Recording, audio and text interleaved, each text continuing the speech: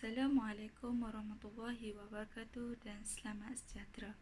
Nama saya Nur Farah binti Mat Rashid. Nombor metrik 03DDT17F1081. Saya menjalankan latihan industri di Pejabat Pendidikan Daerah Padang Terap. Objektif latihan industri. Pertama, mendedahkan kepada para pelajar dengan alat pekerjaan yang sebenar. Kedua, menanamkan semangat kerja berpasukan dan hubungan baik sesama pekerja. Ketiga, dapat menanamkan sifat amanah, bertanggungjawab dan berkeyakinan tinggi semasa melakukan kerja. Keempat, untuk mengamalkan peraturan-peraturan yang ditetapkan di tempat kerja.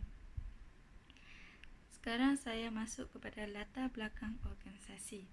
Pejabat Pendidikan Daerah Padang Terap mula beroperasi pada 1 bulan 6 tahun 1982.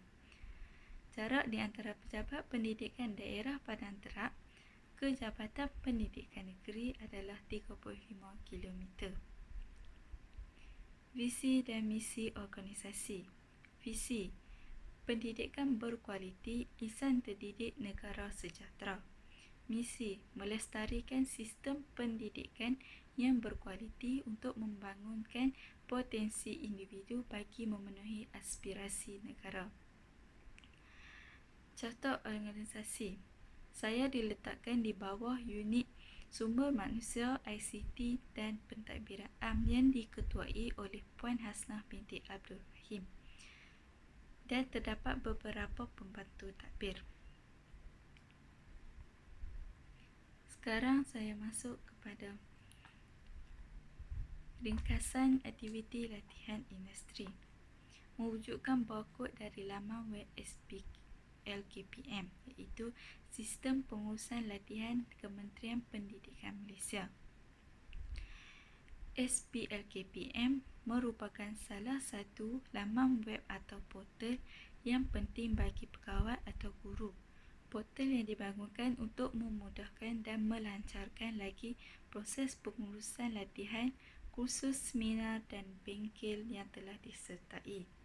Kaki tangan pendidikan, pegawai atau guru hendaklah berdaftar atau ada akaun SPLKPM. Data kehadiran pegawai atau guru terus masuk ke dalam akaun individu SPLKPM. Tujuan mewujudkan barkod ini memudahkan untuk membuat pendaftaran secara atas talian. Pegawai dapat membuat pendaftaran dengan masa yang cepat. Aktiviti kedua, mengendalikan laman web Hermes. Pegawai atau staf perlu ada akaun Hermes supaya memudahkan urusan. Kedua, membolehkan pentadbir mengemas kini maklumat cuti pegawai bagi tahun semasa atau tahun sebelum-sebelumnya. Laman web ini membolehkan simpanan maklumat sejarah cuti seseorang pegawai atau guru. Mengendalikan email. Menerima email jika ada dari pihak luar hendak berurusan dengan Pejabat Pendidikan Daerah Padang Terap. Menghantar surat kepada pihak luar yang disuruh oleh pegawai melalui email rasmi pejabat. Masukkan maklumat pergerakan pegawai. Masukkan maklumat pergerakan pegawai seperti aktiviti, tarikh, tempat dan rujukan surat. Pegawai boleh rujuk pergerakan mereka melalui Google Drive hanya melihat di telefon bimbit pegawai. Pemasangan komputer dan printer. Tujuan pemasangan semula komputer dan printer adalah untuk memudahkan urusan pegawai boleh membuat kerja dengan selesa. Langkah kerja pemasangan: tutup semua suis yang menyambung ke punca kuasa. Cabut semua kabel yang disambung kepada CPU seperti kabel monitor, kabel tertikus, kabel UTP dan kabel papan kekunci printer. Kesimpulan, Sebagai kesimpulan, dengan menjalankan latihan industri, pelajar akan lebih bersedia dan dapat mengamalkan yang dipelajari ketika mereka berada di dunia nyata industri.